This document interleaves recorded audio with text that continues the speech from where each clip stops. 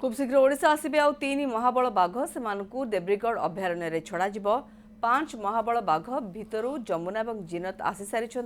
ए दुई बाघुणी खाप खुआला आउ 3 महाबल बाघ आने सरकार निष्पत्ति नेबे एने विचार विमर्श चलता जंगल और परिवेश मंत्री गणेश राम सिंह खुंटिया सूचना देते तेज जिनत वर्तमान सुस्थ अच्छी जलक्रीड़ा करुच्ची खाद्य भी ग्रहण करुच्ची चहला इनक्लोजर अच्छी सिमिलपाड़ दक्षिण भाग छड़ा जमुना भी सेठारे रोचे ये दुई महाबल बाघ संपूर्ण खाप खुआइबा परे खूब शीघ्र आउ 3 महाबल बाघ ओडिशा आसिबे। अलरेडी आसी चहला इनक्लोजर रखाई आगु जो रखाई आराम से बुलाबुली कर खाऊे भल भाव अनुधान करके विगत दिन मानकर जो सर्पचेर था फेल अनुधान करके साउथ नॉर्थ जेहेतु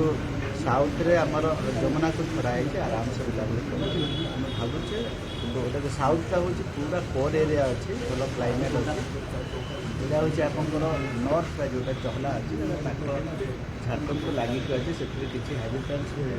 पाखापाखि सब रोचे बोधे क्लाइमेट सुट कला भावुँ साउथ